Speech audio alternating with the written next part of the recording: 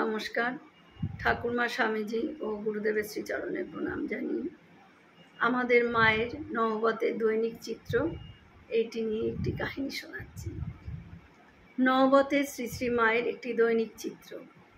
আমাদের কৌতূহলী মন জানতে চায় মা সারাদিন কি করতেন। প্রত্যক্ষদর্শী যোগের মা মায়ের দৈনিক চিত্র বর্ণনা করেছেন। শ্রীমা ভোর 4টের আগে শৌচ ও স্নানাদি সেরে ধ্যানে বসতেন।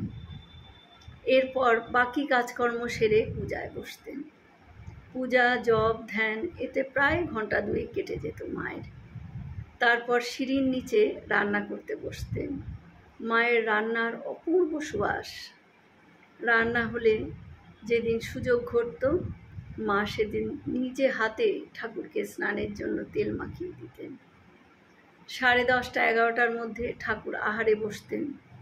তিনি যখন স্নানে যেতেন, মা তাড়াতাড়ি ঠাকুরের জন্য পান সেজে নজর রাখতেন ঠাকুর স্নান করে ফিরে এলেন কিনা।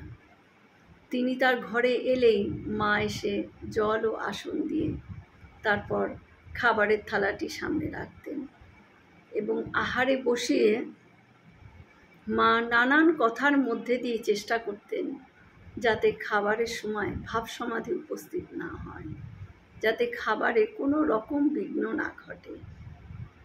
একমাত্র মাই খাবারের সময় তার ভাব সমাধি ঠেকিয়ে রাখতে পারতেন। এছাড়া সে সাধ্য আর কারোরই ছিল না।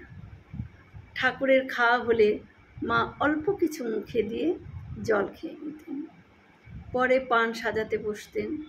পান সাজা হয়ে গেলে গুনগুন করে গান করতেন, খুব সাবধানে, তা যেন কেউ শুনতে না পায়।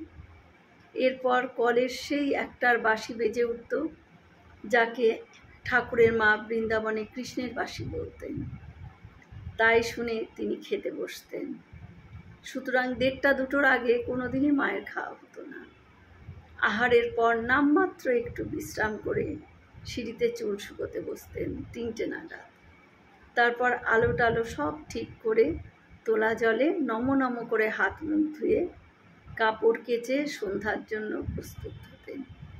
সন্ধ্যা এলে আলো দিয়ে ঠাকুর ঘরের সামনে ধুনো দেখিয়ে মা ধ্যানে বসতেন। তারপর রাত্রে রান্না সকলের খাওয়া হলে মা সবার শেষে আহার করতেন।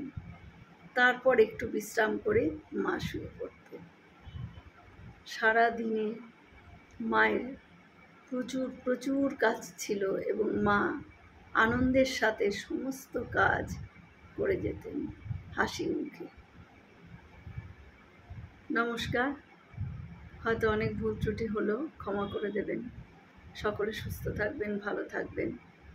ঠাকুর মায়ের কৃপাদৃষ্টি সকলের উপর বর্ষিত হোক। শুভরাত্রি।